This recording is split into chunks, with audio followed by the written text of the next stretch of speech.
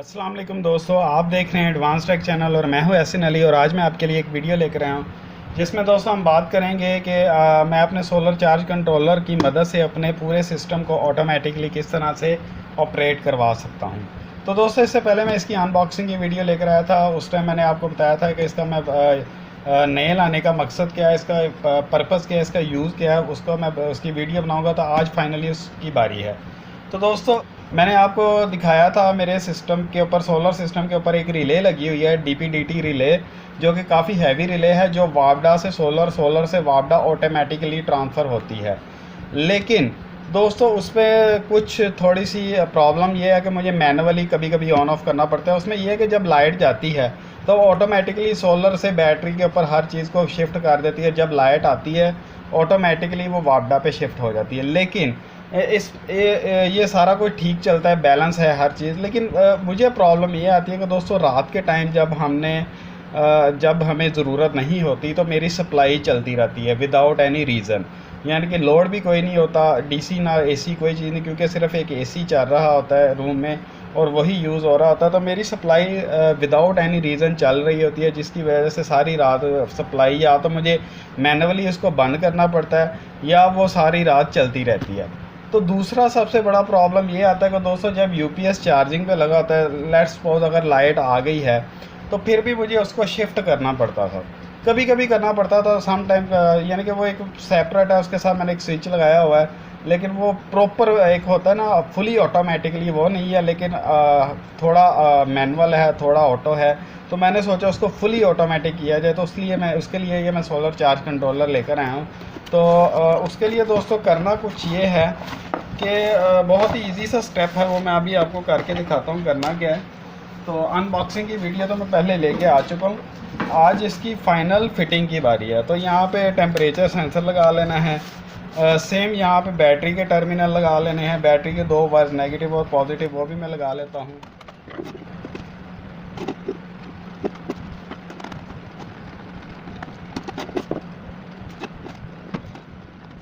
दोस्तों, ये मैंने इसके कनेक्शन कर लिए हैं, रेड वायर पॉजिटिव के अंदर है और वाइट नेगेटिव के अंदर है।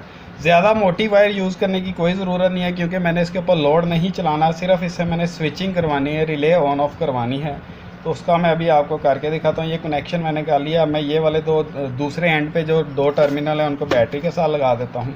तो दोस्तों, ये आप देख सकते हैं ऑन हो चुका है, इसकी इंडिकेशन आ रही है और ये इसके वोल्टेज शो हो रहे हैं और पीवी के कुछ भी नहीं आ रहा, क्योंकि पीवी के कनेक्शन नहीं हुए।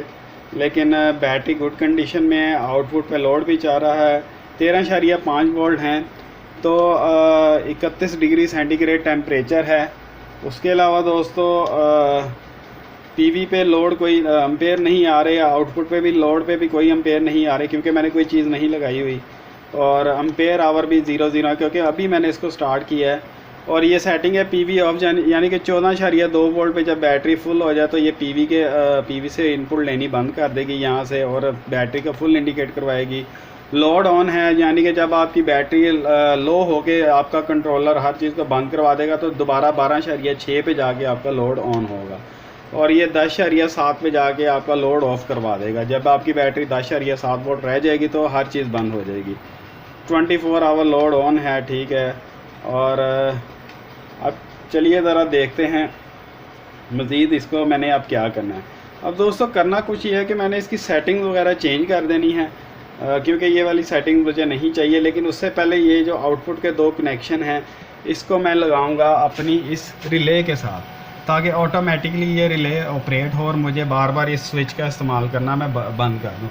क्योंकि ये स्विच मैंने मैनुअली रखा हुआ है, इसको मैं प्रेस करता हूँ तो ये सारा सिस्टम जो है उस पर हो जाता है सोलर पे, और इसको ऑन करता हूँ तो वापडा पे हो जाता है। लेकिन अगर सप्लाई ऑन हो तो इसको मैंने ऑटोमेटिकली करना है।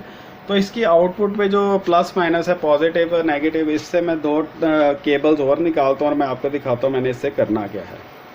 तो दोस्तों, आउटपुट पे ये मैंने ग्रीन कलर की केबल लगा ली है, लेकिन इसमें कलर नहीं है, सिर्फ एक ही कलर किया है। तो नेगेटिव पॉजिटिव का आपने ख्याल करना है। दूसरी साइड पे ये देखें, मैंने एक नोड लगा लिया है, जो गिरा है वो पॉजिटिव है, जो गिरा के बगैर है वो नेगेटिव है। तो ये मैंने नोट डाउन कर लिया मीटर से। अब इसको जो है मैं उस रिले की उस पर लगाऊंगा जहाँ पे रिले की कॉइल होती है 12 वोल्ट की, तो वहाँ पे मैं इसको लगाता हूँ। इसकी फ़र्दर आपको डिटेल बताता हूँ। तो दोस्तों इसके कनेक्शन मैंने यहाँ से इसके साथ कर दिए हैं। ये आप देख सकते हैं, ये ग्रीन कलर की वायर आ रही है, रिले के साथ लगा दी है मैंने। लेकिन आपने एक चीज़ का ख्याल करना कि इस रिले को मैंने इस अडॉप्टर की सप्लाई से पहले ऑपरेट करवाया हुआ था, ताकि जब लाइट जाए तो ऑटोमेटिकली रिले ऑन ऑफ हो। लेकिन अब क्योंकि मैंने ये कंट्रोलर साथ लगा दिया, तो कंट्रोलर लगाने की वजह से एक प्रॉब्लम आएगी आपको, क्योंकि आपने अडॉप्टर, मेरा बेसिकली ये अडॉप्टर जो है ये ही सारी सिस्टम को इंडिकेट ऑटो और मैनुअल करवाता है। ये ऑफ होगा तो ये यूपीएस ऑटोमेटिकली ऑन हो जाएगा, वापडा से कट ऑफ होके यूपीएस पे आ जाएगा। अगर वो ऑन होगा तो ये यूपीएस बंद हो जाएगा और वापडा पे शिफ्ट हो जाएगा। उसके लिए मैंने इस बॉक्स के अंदर रिलेज वगैरह लगाई है, उसकी सेपरेट से बहुत सारी वीडियोस अवेलेबल है मेरे चैनल पे। तो कहने का मतलब ये है कि मेरा ये वाला अडॉप्टर ही जो है सारे सिस्टम को ऑपरेट करवा रहा था। अब यही अडॉप्टर जो है इसको सप्लाई दे रहा था, ताकि मैनुअली और ऑटोमेटिकली वापडा से सोलर और सोलर से वापडा, ये सप्लाई से सोलर से सप्लाई पे शिफ्ट हो रही थी इस रिले की वजह से। अब क्योंकि उस अडॉप्टर से ऑपरेट हो रही थी, लेकिन दरमियान में मैंने ये कंट्रोलर लगा दिया है। कंट्रोलर लगाने से ये होता है कि दोस्तों अगर लाइट बंद भी हो जाती थी तो यहाँ से फीडबैक होके वहाँ पे अडॉप्टर ऑन ही रहता था, यानी कि मेरा यूपीएस का सिस्टम सारा वो ऑपरेट करना बंद हो गया था, क्योंकि यहाँ से इसको 12 वोल्ट फीडबैक मिल जाती थी।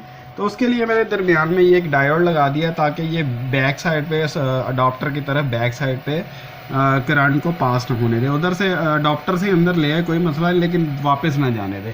तो हमने दरमियान में ये एक डायोड लगा लेना है। डायोड को लगाने का तरीका भी मैं एक सेपरेट वीडियो बना दूंगा, तो वो खैर एक सेपरेट टॉपिक हो जाएगा।